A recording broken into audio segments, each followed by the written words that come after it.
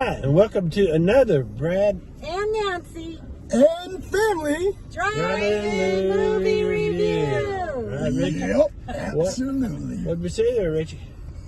Man, we saw Fly Me to the Moon. Fly Me to the Moon.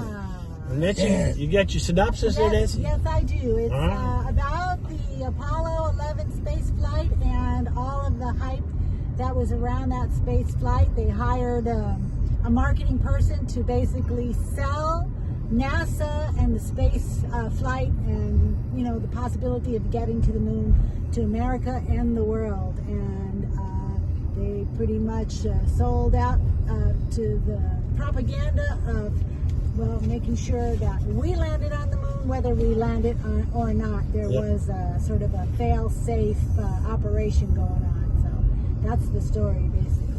All right. Are we ready for our rating? I think so. Everybody All got right. their rating? Okay. All right. Count us down, Brad. 3, 2, 1, 7.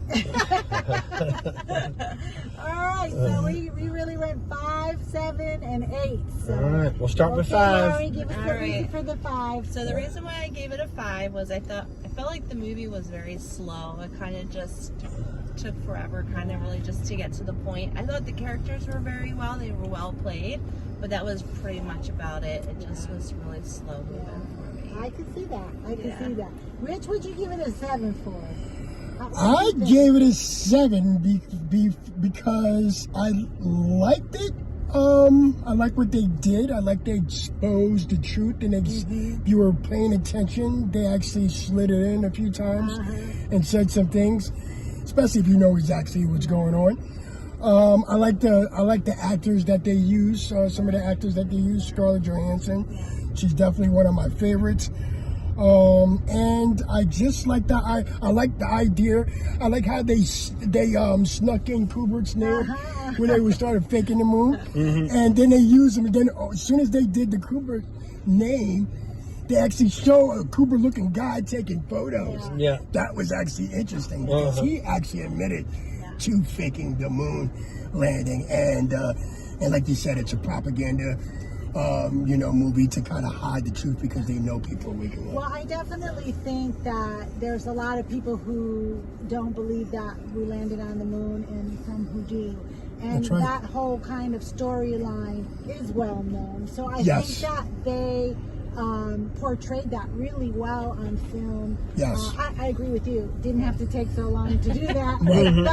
But you know, great looking cast, so I didn't mind terribly that Tatum Channing or whatever his name is, that we had to look at him. Or you had to look at Scarlett. Yeah, she's always there a favorite, was though. a lot of eye candy there. Yes.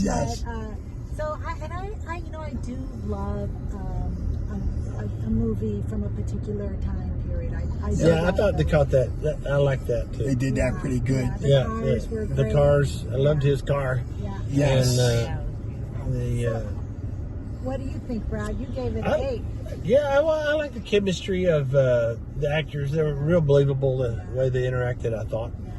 I would agree with Lou though. It was could have trimmed it down a little bit there, and maybe tightened it up a little bit. But it was a fun watch. I thought. We go to the movies, so you don't have to. Exactly. But also too is speaking with about NASA. Also too is IT is like, I think that like I was saying before, space may be the final frontier, but it's made in a Hollywood basement. And then, like you said, it's well known. But it just if you really pay attention, like how they put up, how like the president was on a cord phone talking to outer space with no delays. Like, come on, they don't even have that technology now. And then NASA. Well, you pointed out something pretty interesting when they were showing Nixon talking to Neil Armstrong. They already had a picture. They already had a picture already moon, and that's an accurate. Yeah. So that was pretty cool. Right. Anyway, this is a Brad and Nancy driving movie review with family. Thank you, family, for coming That's in and it. participating. Get to the movies. Love you, and get to the movies, everybody.